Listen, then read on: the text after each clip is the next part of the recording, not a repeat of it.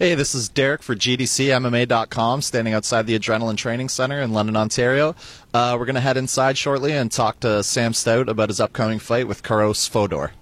This is Garrett for GDCMMA.com. I'm here in London, Ontario at Adrenaline Training Center with one of the most exciting lightweights, Sam Stout. Sam, I want to ask you about your training camp. How are things going? Things are going great. You know, I've kept this whole training camp here in London, Ontario at Adrenaline Training Center.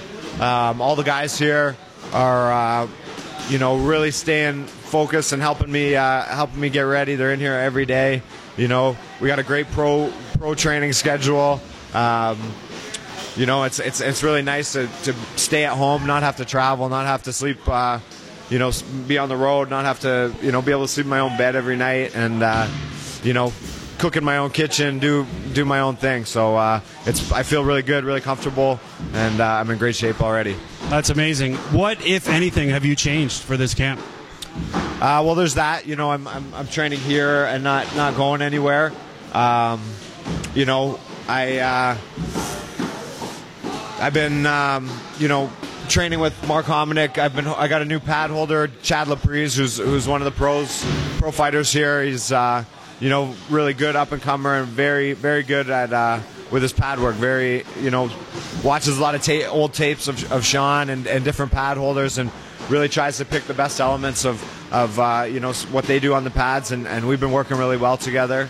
I've been working a lot more on head movement. I got caught with that jab a lot in that last fight, so that's something I'm looking to remedy.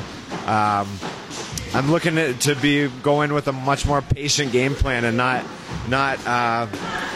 just run in and try and look to scrap. If that's the fight that happens, then I'm glad to do that. But if Fodor takes a page out of McDessie's book and kind of tries to wait for me to come in and just stick jabs in my face and outpoint me, I'm not going to allow that to happen this time.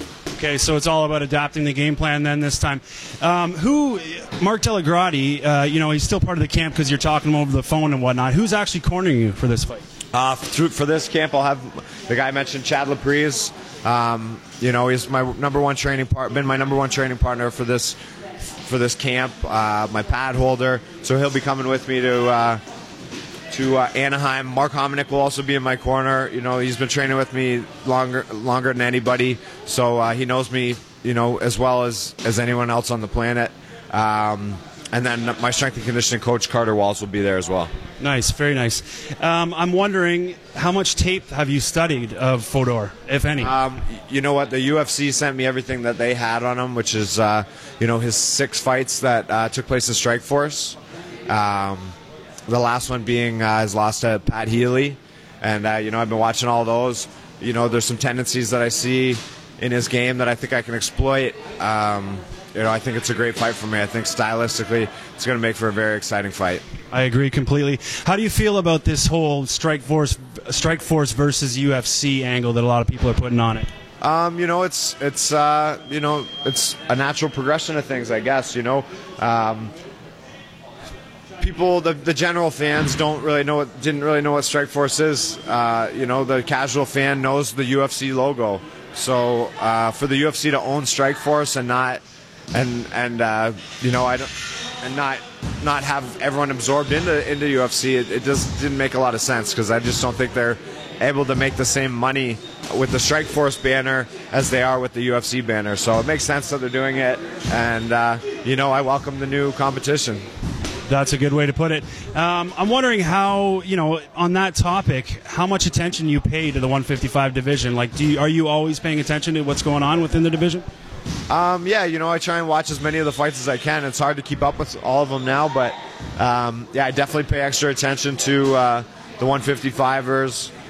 And there's some good talent coming out of Strikeforce. Guys like Gilbert Melendez, guys like Carlos Fodor, guys like Pat Healy. So it should spice things up a little bit.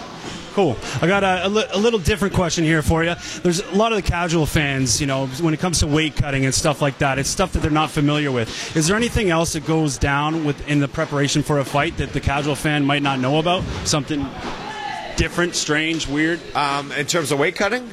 No, I mean the whole package, like something that the average MMA fan might not know about. That it's not that exciting, really. It's and it's not really rocket science. You eat clean, you get as much rest as you can. A big thing for me is and I think a lot of people have a misconception about this is, a lot of even fighters are doing the wrong thing sometimes is, they think it's all about training as much as you possibly can. And so I think it's much better to train as smart as you possibly can. Recover when you need to recover. Do your hard sparring sessions, but don't kill yourself. Don't push. Try and push through injuries and make them worse. Heal up when you need to heal up, and train hard when you're feeling, you're up to it.